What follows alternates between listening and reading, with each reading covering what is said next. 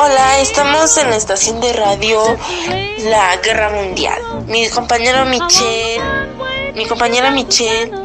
y mi amigo Joel les vamos a presentar lo que sucedió actualmente hace algunos años sobre la Segunda Guerra Mundial.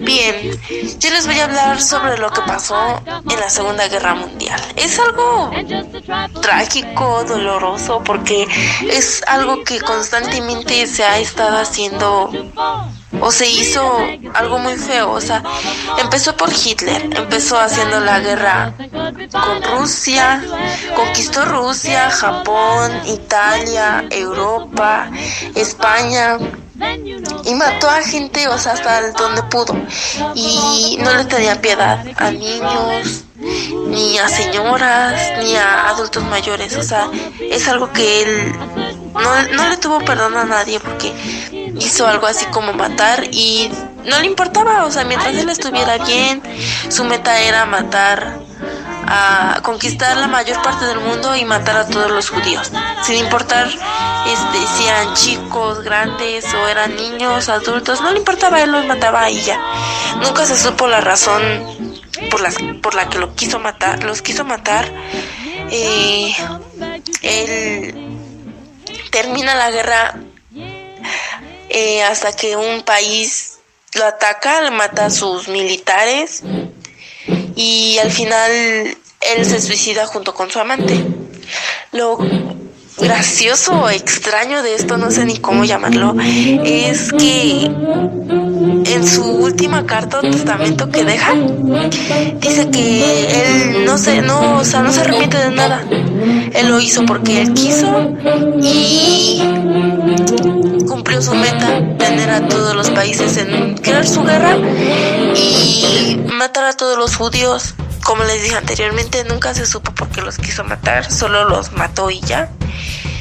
Y nunca se supo por qué. Al final él se mata, se suicida. Y eso es algo extraño. O sea, yo siento que si en mi familia mi familia actualmente hubiera vivido eso, yo creo que sería más fácil que me mataría, ¿no? O sea, sin que él lo hiciera, o sea, yo sola. O sea, ¿por qué voy a estar aguantando todo eso si no tiene sentido? Sería algo injusto, porque, o sea, uno está bien viviendo, ¿no? Y llega alguien y te mata solo porque tú eres de otra religión. O sea, a mí se me haría algo injusto. Él los mataba de muy fea manera, los asesinaba o los dejaba sin comer y los mandaba a unos campos a trabajar, o los metían en una cámara de gas que era como un cuarto. Y lo gracioso es que los transportaba en ferrocarriles, y así o sea, no le importaba si se morían en el camino por deshidratación o por alguna enfermedad. O sea, hacían sus necesidades ahí mismo, no le importaba nada. Entonces es algo doloroso, porque mata a muchas personas, o sea, sin sentido. O sea, él al final se mata. Entonces, ¿cuál es el sentido de todo? O sea, de toda la guerra que haya causado, ¿no? O sea, para mí siento que es algo injusto. Bueno, el siguiente tema son los regímenes autoritarios comparados con la democracia. Los regímenes autoritarios representan junto a los regímenes democráticos y autoritarios un tipo de régimen particular en el tercer mundo. Conformaron en los años de la década de los 70 y 80 en el siglo XX. Al contrario de los países industrializados occidentales, entre los cuales no existió ningún régimen autoritario, prácticamente en caso normal casi 2/3 de los países en desarrollo fueron prácticamente de manera autoritaria. Los regímenes autoritarios tienen diferentes sellos para fines descriptivos y analíticos. Pueden distinguirse algunas características cuya combinación en cada caso determina el tipo de régimen autoritario. Para ello hay que separar diferentes niveles de características. Que el Estado y la economía pública tenga una función clave burocráticamente Las combinaciones de las características son frecuentes para regímenes militares que acentúan a los elementos del civil militar para el llamado nuevo autoritarismo. Elemento burocrático militar en el mundo árabe, por ejemplo, se pueden identificar las monarquías. Entre tradicional, carismático, político, institucional y ideológica, el desarrollo al concepto de la legitimidad tradicional se debe más porque se denomina a la autoridad del Eterno, y eso se le procure a una posición interna a través de una validez no predeterminada a la autoridad política, como ocurre por ejemplo en los países islámicos sobre la base del Corán es Max descansa. Igualmente el concepto de la legitimidad carismática, o sea el reconocimiento de un dirigente por sus seguidores en la forma de la entrega creyente, muy personal, nacida de la admiración, esperanza. Los regímenes autoritarios se legitimían de forma política institucional cuando la población, por ejemplo a través de un golpe de estado, cree que se evitan peores escenarios del desarrollo. Está limitada en el tiempo y exige inmediatamente otros modelos de justificación que en países en desarrollo muchas veces consideran soluciones tecnológicas y resultados al desarrollo. Esta legitimización ideológica, el desarrollo se basa en las cuotas más altas de desarrollo en los regímenes autoritarios y fue el margen de muchas variantes de desarrollo de los regímenes autoritarios y el germen de muchas variantes de socialismo y nacionalismo en el tercer mundo. Ahora, la democracia. La palabra democrática puede ser familiar para la mayoría de las personas, pero el concepto que encierra es mal interpretado y empleado.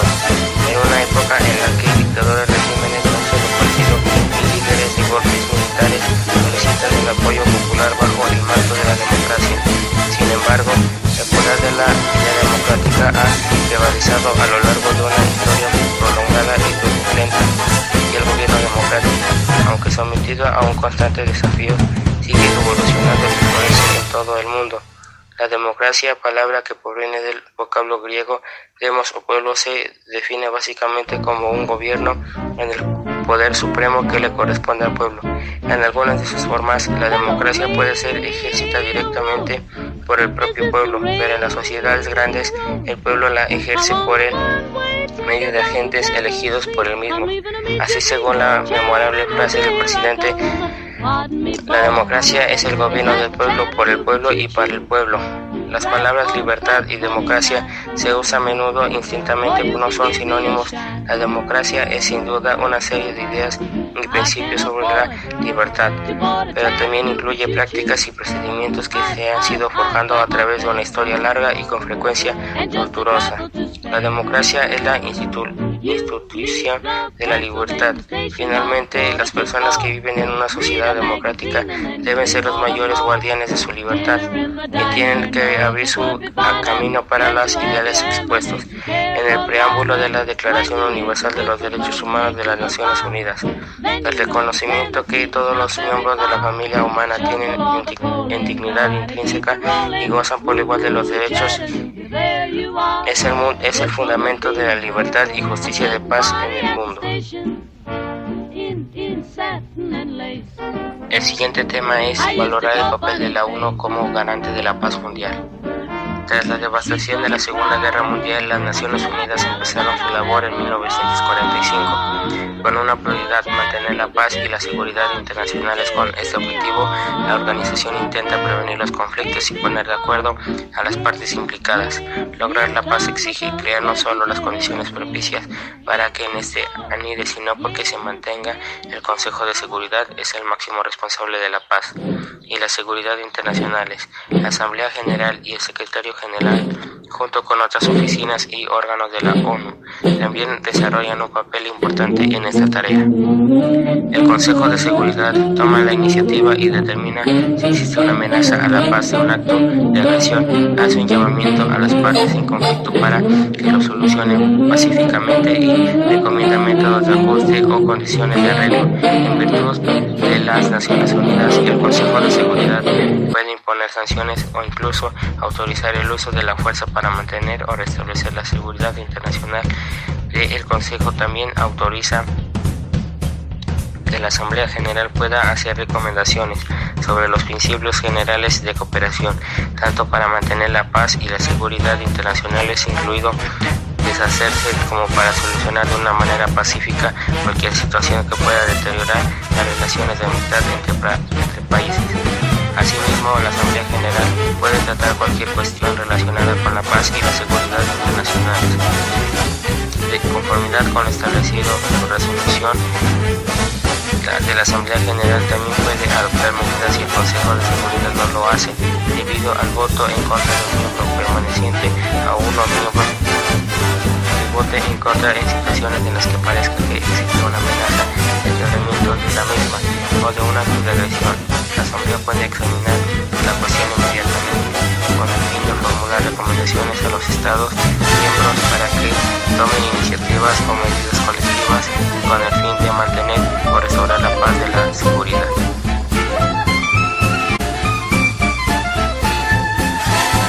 Bueno, como otro tema tenemos el totalitarismo. Son ideologías, movimientos y regímenes políticos en los que la libertad está seriamente restringida y el Estado ejerce todo el poder sin divisiones ni restricciones. Nace en el siglo XX, en Europa. El poder está concentrado en un partido único que actúa en nombre de una clase o de una raza identificada con el Estado. Sus características más destacadas son el odio a la democracia y el parlamentarismo, el sistema de partido único, el control total de la sociedad por parte del partido, el culto al líder, primacia de la colectividad sobre el individuo. Esos son todas sus características más destacadas del totalitarismo. Bueno, y como otro tema está sobre la Segunda Guerra Mundial. Y pues todos nos preguntamos qué es, ¿no? Porque ¿qué fue la Segunda Guerra Mundial? ¿Cómo se produjo? ¿Qué países se enfrentó? ¿Por qué sucedió? ¿Y cómo acabó? Bueno, la Segunda Guerra Mundial, de 1939 a 1945, fue una contienda armada internacional que involucró a prácticamente todas las naciones del mundo. Se desarrolló durante 6 años y un día. Comenzó el 1 de septiembre de 1939 y finalizó el 2 de septiembre de 1945, enfrentando principalmente a las potencias del eje, Alemania, Italia y Japón, contra los aliados Francia y Reino Unido, a los que acabaron uniéndose en 1941 Estados Unidos tras el eje de japonés de Pearl Harbor, y así la Unión Soviética después del intento de Alemania por conquistar Stalingrado. La guerra tuvo una causa similar a la Primera Guerra Mundial, el afán de Alemania, Italia y Japón de expandir sus dominios territoriales. El desencadenante oficial que hizo estallar el conflicto fue la invasión de Alemania a Polonia el 1 de septiembre de 1931. Una Alemania a la que se le prohibió rearmarse después de causarse derrota a la PGM, lo que provocó la declaración inmediata de guerra de Francia al Imperio Británico. En este punto, el avance de la contienda se dividió en 3 grandes frentes: el frente continental, Alemania contra los aliados por el control de Europa; el frente de los balances y el norte de África, Italia, con la ayuda de Alemania contra los aliados por la conquista de estos territorios; el frente en el Pacífico, Japón contra los aliados, más la incorporación de los Estados Unidos en el conflicto después del ataque japonés a la base militar estadounidense de Pearl Harbor el 7 de diciembre de 1941 por el control del Pacífico y Asia Oriental. Las principales consecuencias de la Segunda Guerra Mundial fueron la caída de los regímenes fascistas de Alemania e Italia, el fin del imperialismo japonés, la destrucción de una importante parte de Europa, Asia y Oceanía, la muerte de más de 60 millones de personas y la creación